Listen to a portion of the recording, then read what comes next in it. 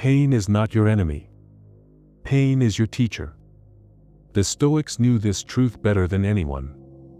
They faced exile, torture, betrayal, and death, yet they never ran. Instead, they studied pain, listened to it, and used it to forge unshakable strength. What if the suffering you're carrying right now was not meant to break you, but to rebuild you?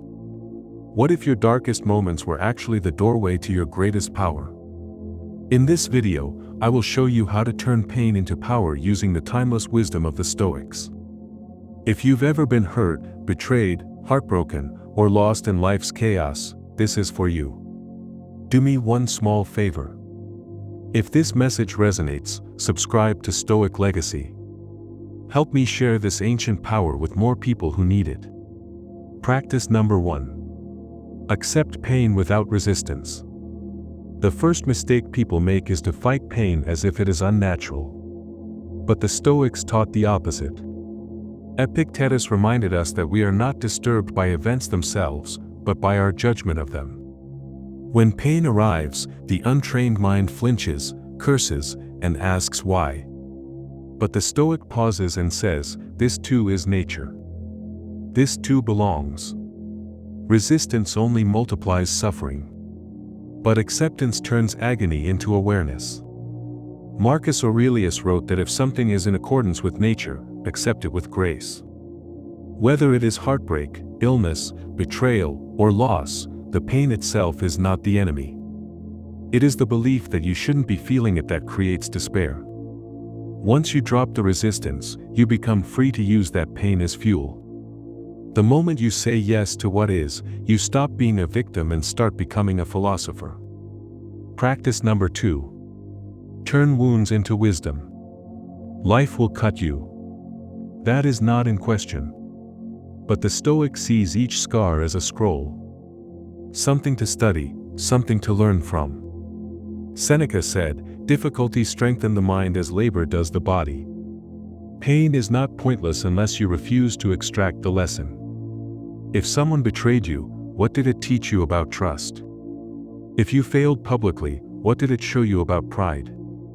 The Stoic does not wallow or blame. He asks, what can I carry forward from this? What character did this carve out of me?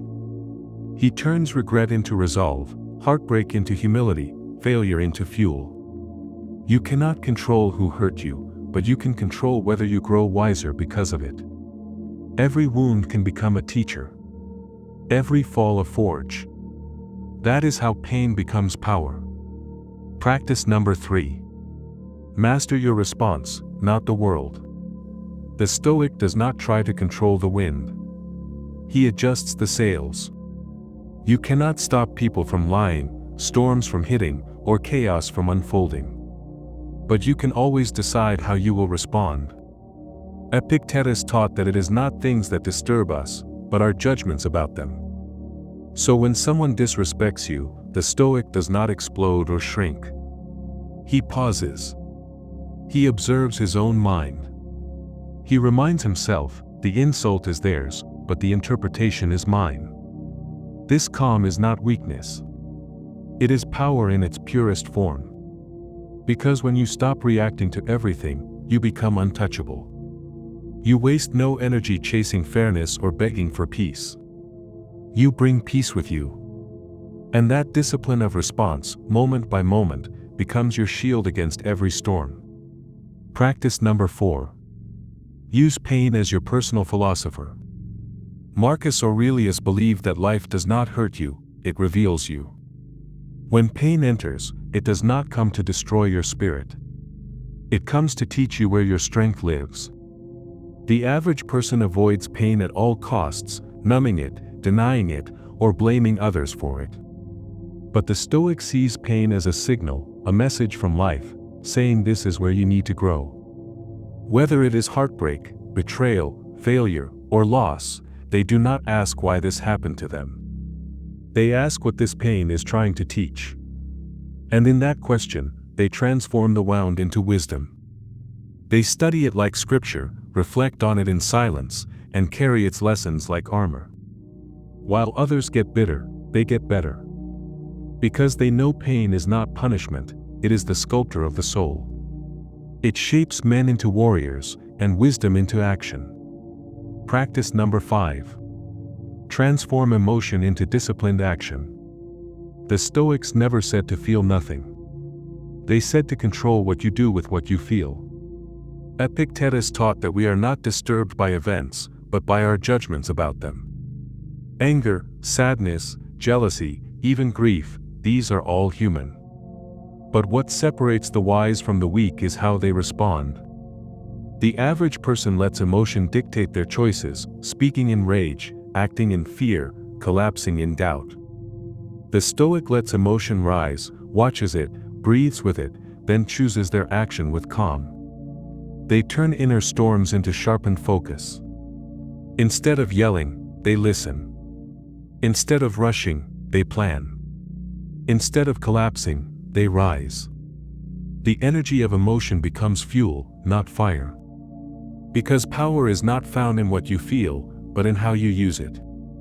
And by mastering that, they become unshakable in a world full of chaos. Practice number 6. Honor the obstacle as your true teacher. Marcus Aurelius said it with absolute clarity. The impediment to action advances action. What stands in the way becomes the way. Most people see obstacles as unfair, as punishment, as random cruelty. But the Stoic sees something else. They see instruction. They see a gift hidden in harsh packaging. Life will always throw something at you. Failure, rejection, betrayal, heartbreak. But it is never just about the pain. It is about who you become through it. Every obstacle has 2 outcomes. It can break you, or it can reveal your depth. If you stop and wallow, you miss the teaching. If you face it, question it, move through it, you come out different. Sharper. Wiser. Stronger. This is not just survival. It is alchemy. Turning the heavy into light. The blow into balance. The storm into structure. The Stoics teach you to greet resistance like a friend. To treat difficulty like your dojo. Each setback becomes a doorway. Each painful season becomes a second birth. Not to who you were, but to who you could be. The pain didn't come to destroy you. It came to transform you. And once you understand that, you stop asking for the path to be easier. You start asking to be better prepared for the path. Practice number 7. Rewrite your pain into personal power. The Stoics never denied pain. They studied it. They sat with it. They turned it over like a stone in their hand, looking for the lesson inside. Seneca once wrote that a wise man turns every injury into a tool. Pain becomes fuel. Struggle becomes strategy. While others ask, "Why did this happen to me?" the Stoic asks, "How can I use this?" This shift changes everything. When the world bruises you, you do not sit and bleed. You gather your strength and begin to write a new chapter. Not a chapter about suffering, but one about transformation. You do not hide your scars. You study them. You let them remind you that you were forged in fire and came out standing. Every broken promise, every loss, every betrayal, becomes a stepping stone instead of a stumbling block. This mindset creates a different kind of human, one who is not afraid of being tested, because every test is a training. One who does not fear the darkness, because they know their mind can become the torch. That is the power of Stoic practice. You take the pain life throws at you, and instead of folding, you use it as the very reason you rise. Practice 8. Seek meaning, not sympathy.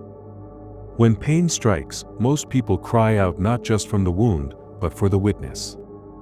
They want someone to see them, validate them, feel sorry for them.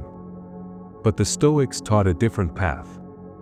Marcus Aurelius reminded himself, "Do not waste what remains of your life in speculating about your neighbors."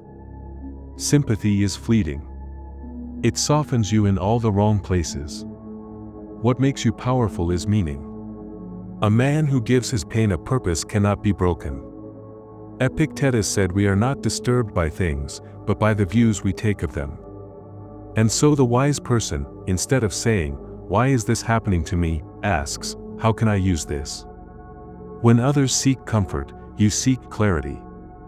When others hope to be rescued, you become your own rescuer. You do not broadcast your suffering for applause. You transmute it in silence. Because pain plus purpose equals strength. And meaning, once found, becomes the fire that lights your way through the darkest tunnel. Practice 9. Use pain to deepen virtue. The Stoics did not see pain as a punishment. They saw it as a question. Every struggle was a teacher asking, "What kind of person will you be now?" Epictetus was beaten and enslaved, yet he found in that suffering the roots of his freedom. Marcus Aurelius ruled an empire while grieving the loss of children, and still he wrote, "If it is endurable, endure it. If not, stop complaining." Pain becomes power when you use it to shape your character. Instead of asking how to stop the pain, the Stoic asks what virtue it demands. Is this moment asking you to grow in patience? In courage? In temperance? The blow does not define you. Your response does. Every hardship becomes a forge where your moral armor is hammered and strengthened. Others may crumble or numb themselves, but you rise because pain reveals the iron in your soul. You become unshakable, not because life spared you pain, but because you turned that pain into the very thing that sharpens your virtue. Practice 10. Use memento mori as a compass. To the Stoics, death was not a curse to fear but a compass to follow. Memento mori, remember you will die, was not a dark thought but a call to clarity. Marcus Aurelius wrote, "You could leave life right now. Let that determine what you do, say, and think." In your suffering, when the days feel endless and the pain feels permanent, remember this: it all ends. One day, this pain, this season, this breath, will vanish. So how will you use it while it is here? Most people waste pain, hoping it passes. The Stoic transforms it, knowing time is short. That is the secret. You do not need to fear death. You need to let it remind you that weakness is a luxury you can no longer afford. Use your pain like a man running out of time. Let every scar become a reminder that you are still alive. Let the thought of death give your life urgency, sharpness, and meaning. Because when death is your compass, you stop drifting and start living on purpose. You do not get to choose a painless life. But you do get to choose what that pain turns you into. The Stoics knew this. That is why they turned every scar into scripture. They did not just survive hardship. They studied it, they sharpened through it, and they came out the other side stronger, clearer, and more alive. Marcus Aurelius did not avoid pain. He wrote through it. Epictetus did not fear pain. He mastered it. Seneca did not drown in sorrow. He turned it into wisdom. You can do the same. You can stop asking for ease and start asking for strength. The world will not hold back its storms.